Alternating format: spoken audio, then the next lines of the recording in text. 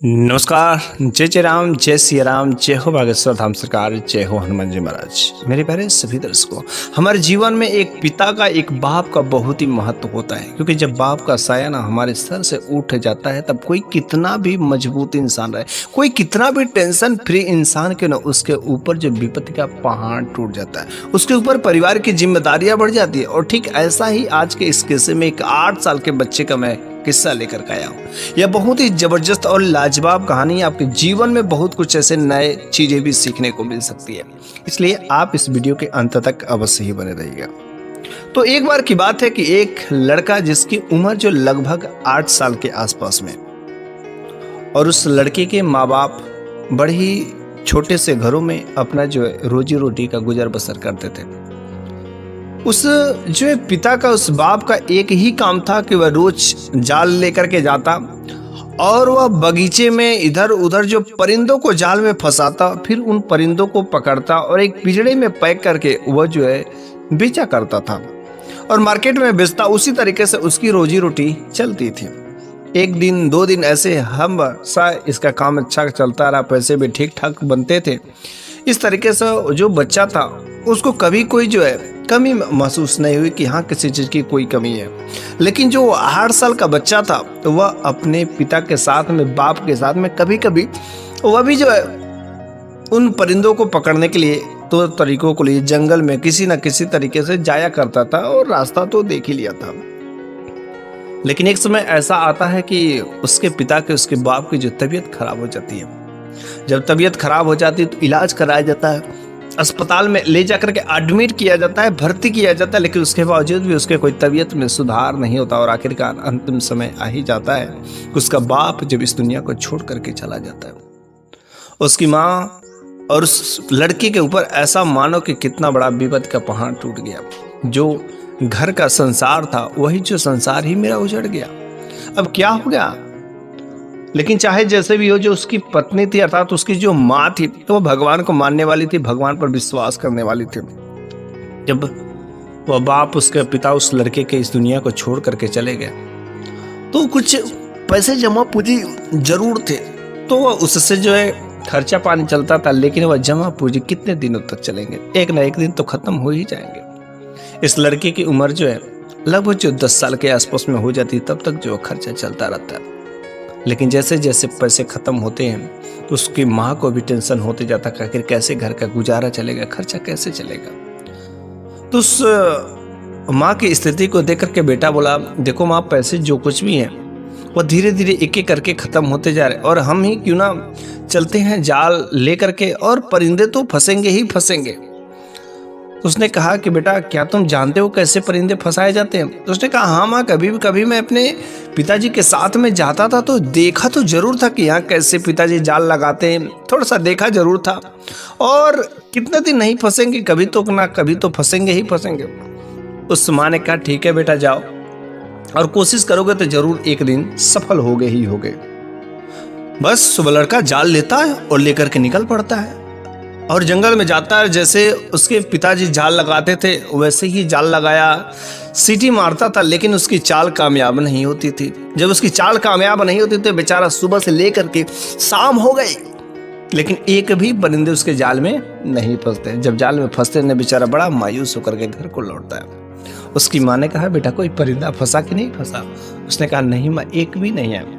लेकिन वह माँ चाहती तो उस अपने लड़के को मना कर सकती थी, डांट सकती थी, बोल सकती थी कि मैंने तुमसे बोला था। लेकिन वह माँ जो बड़ी हिम्मत वाली थी, एक अच्छी माँ थी, वह माँ जो है उस बेटे को कही कि बेटा, तू प्रयास तो किया ना, तू अपने काम में कमी नहीं न किया। अरे आज नहीं फंसेंगे लेकिन तू सीखेगा जरूर, कल नहीं फंसेंगे, 3 दिन नहीं फंसेंगे, 4। अरे लोग जो है अपनी सफलता पाने के लिए साल 10 साल 5 साल मेहनत करते हैं, और तुम तो बस एक ही दिन ना फेल हुए। बेटा तू लगा रहो और एक ना एक दिन तुम्हें सफलता मिलेगी ही मिलेगी। तुम उस चाल में कामयाब हो जाओगे और परिंदे फंसेंगे क्यों नहीं?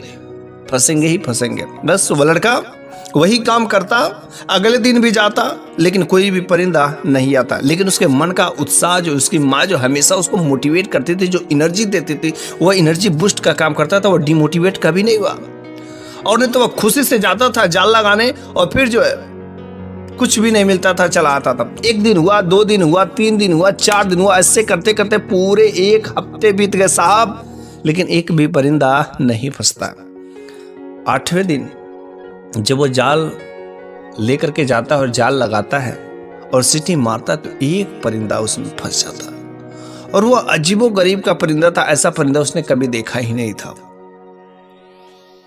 वह उस परिंदे को लाता है।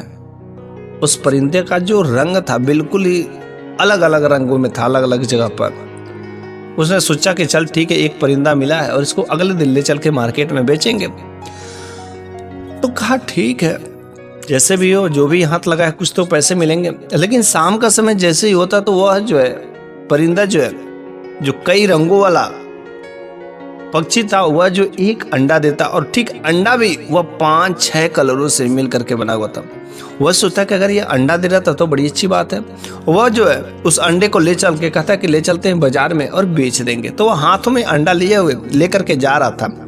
तब तक उसके घर से कुछ दूरी पर एक दुकानदार पड़ता है, और उस दुकानदार ने इसके हाथ में उस अंडे को देख लिया। वह बड़ा ही चालाक दुकानदार था। वह जो है उस अंडे को पहचान ले कि तो बहुत ही कॉस्टली अंडा है। उसने कहा अरे तुम इस अंडे को लेकर के कहाँ जा रहे हो?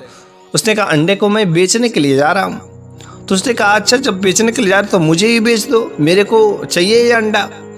उसने कहा बोलो तुम कितने लोगे? अब एक अंडे की कीमत वह कितना मांग सकता? वही भला 10 रुपया। उसने कहा ठीक है 10 रुपया दे दो। बस वो चालाक दुकानदार जो है वो 10 रुपया दे दिया और फिर से वो अंडा ले लिया।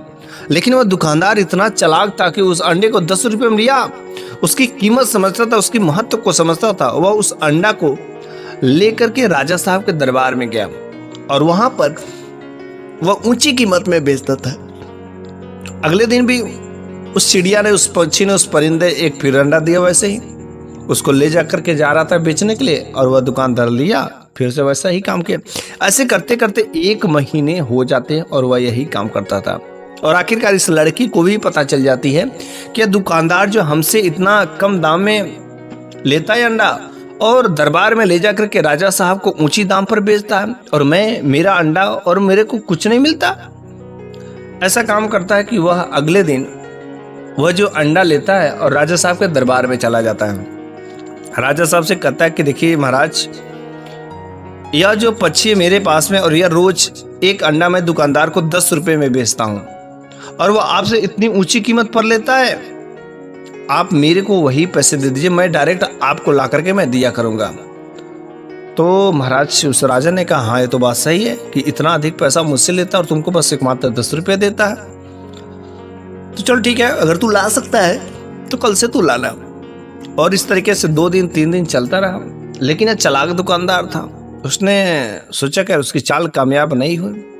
तो वह जो है राजा साहब के पास में जाता है और राजा साहब से कह रहे महाराज, अरे आपका बुद्धि कहीं घास तो चढ़ने नहीं गया ना? अरे वह लड़का आपको वह जो रोज अंडे देता उसके पास से जो पंछी है, जो परिंदा है, आप उस परिंदे को ही क्यों नहीं खरीद लेते? और खरीदने की क्या बात है, आप तो राजा है, महाराज है यहाँ के, वह आपका सेवक है, और आप किसी चीज को मांग ले, उसकी हिम्मत क्या कि वह मना कर दे? ऐसा हो ही नहीं सकता, आप उस परिंदे को ही मांग लीजिए। उसने कहा हाँ यार, तो बात तुमने ठीक कहा, उसको बार बार आना भी नहीं पड़ेगा और घर पर ही रहेगा तो अंडा भी मुझे मिल जाएगा।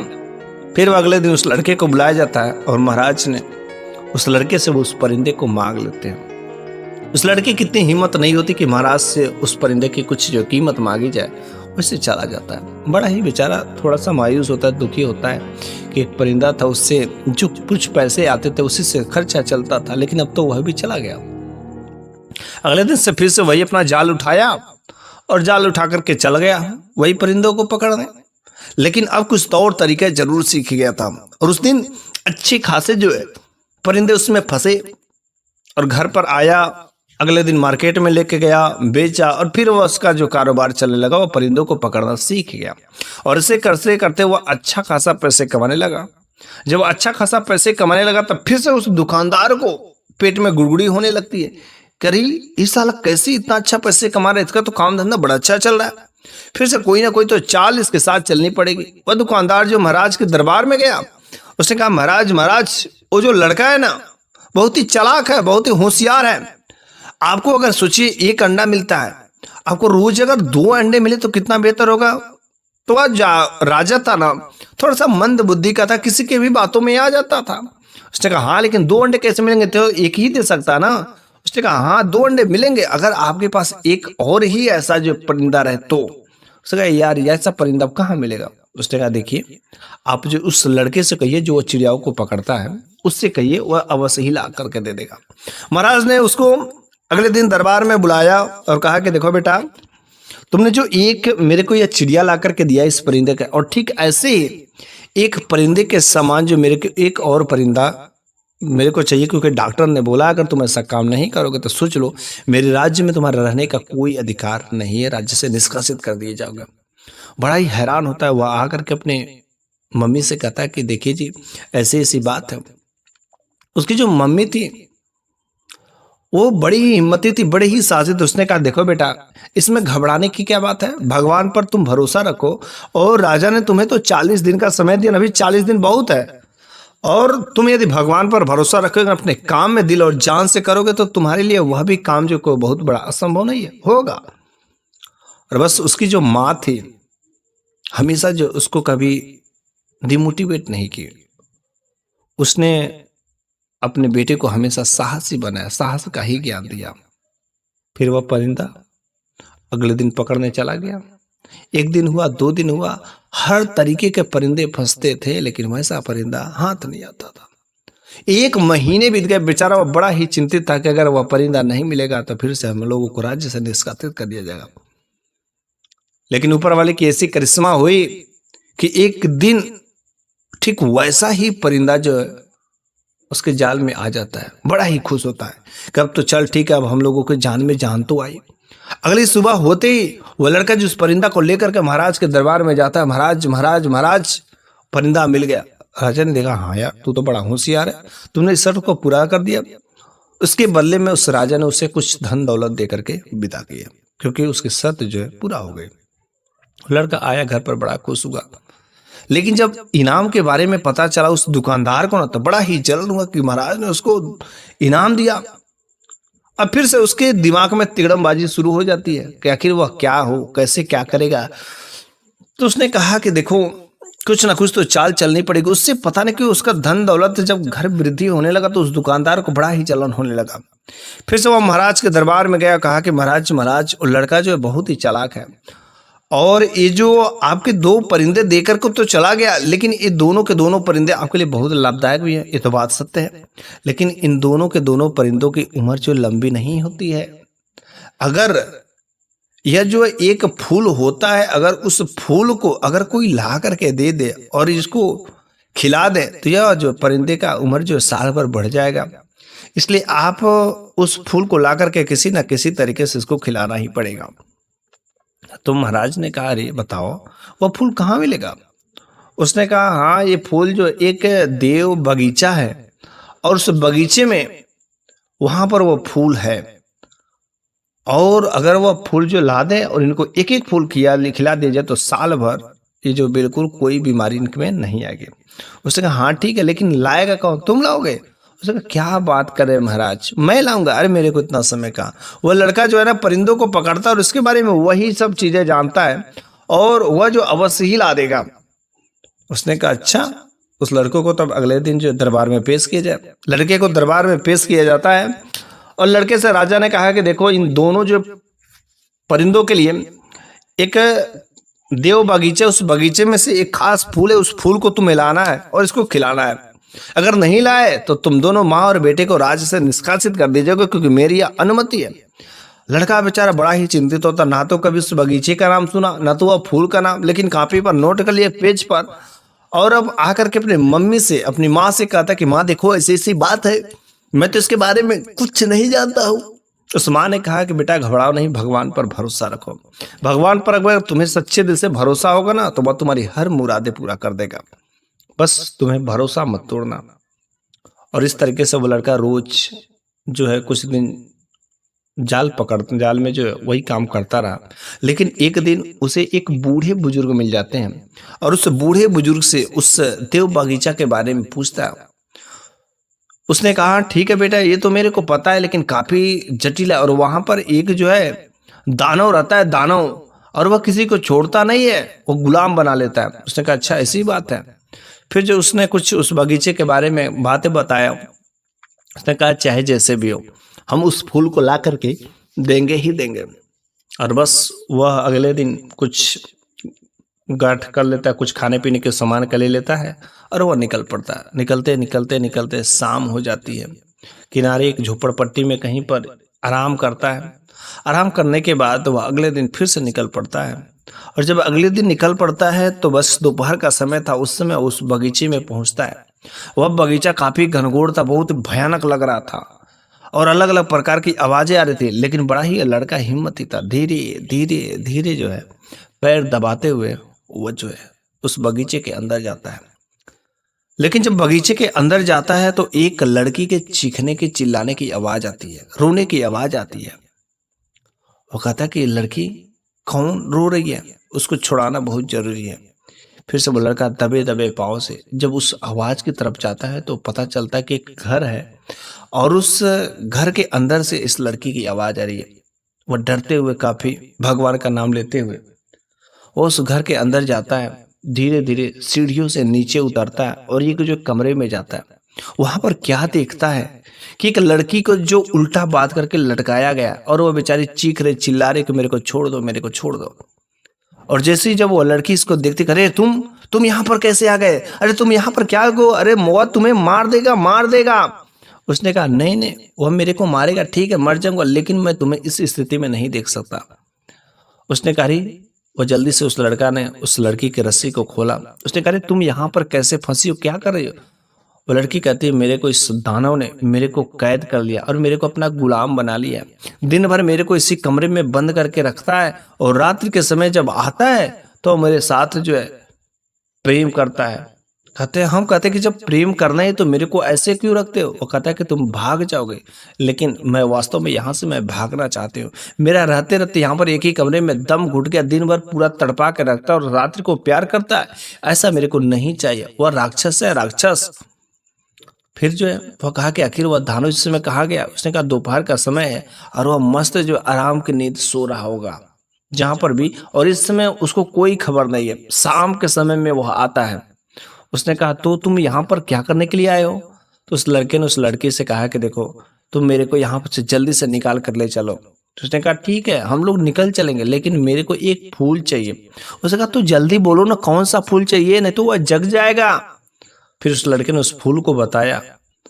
उस लड़की ने कहा तुमको नहीं पता है कि मैं इस बगीचे का मैं छप्पा छप्पा जानती हूँ, क्योंकि वह मेरे को अक्सर जो है इस बगीचे में हर दिशा से वह घुमाता रहता है रात्रि के समय, इसलिए मेरे को हर चीजें पता है। वो लड़की उस लड़के को चुप के ले करके जाती है, उस बगीचे से उस फूल को तोड़ती है और लेकर उस बगीचे से वे दोनों बाहर निकल जाते हैं। जब बाहर निकल जाते हैं और लड़का अपने घर चला जाता है, लेकिन वह लड़का जब अपनी माँ को बताता है ऐसा ऐसा बात, तो वह माँ थोड़ी सी आश्चर्यजनक जरूर होती है, लेकिन वह कहती है कि बेटा तुमको अगर भगवान पर भरोसा होगा ना तो कोई तुम्हारा बाल बांका नहीं कर सकता। कोई कितना भी तुमको बर्बाद करना चाहे, मारना चाहे, कोई कुछ भी करना चाहे, लेकिन जब तक खुदा तुम्हारे साथ में, वह भगवान के साया तुम्हारे साथ में, कोई साला तुम्हारा बाल बांका भी नहीं कर पाएगा, कुछ नहीं उखाड़ पाएगा।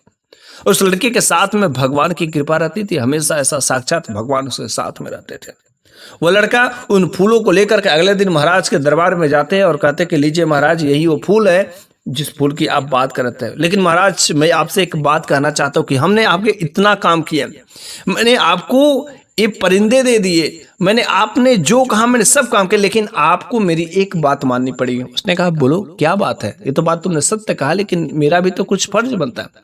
उसने कहा महाराज जो आपको वह दुकानदार है ना, वह दुकानदार जो है बार बार वो जो आपको किसी न किसी तरीके से कोई ऐसा टार्चर करता है कि ताकि जिससे वो आप मेरे को परेशान कर सके, और आपने जो कुछ भी दिया मैंने पूरा किया, लेकिन इसमें आपका कोई जो स्वार्थ नहीं है। ये फूल खिलाने से उस परिंदे में कोई प्रभाव नहीं आएंगे, वह तो आपको झूठ जाल में फंसा रहा है ताकि वह मेरे को किसी तरीके से, वह मेरे से जलता है क्योंकि वो अंडा का मुनाफा जो था वो उसका मैंने काट दिया, इस वजह से वह मेरे को खुशी देख करके उसके अंदर जलन होता है। उसने कहा हाँ ये तो बात तुमने सही कही, वही मेरे को अक्सर जो इधर उधर की बातें घुमा करके तुम्हारे खिलाफ फोड़ता है, और अब मैं तुम्हें मैं तो छोड़ूंगा नहीं, उसे सजा तो मिलकर ही मिलेगी।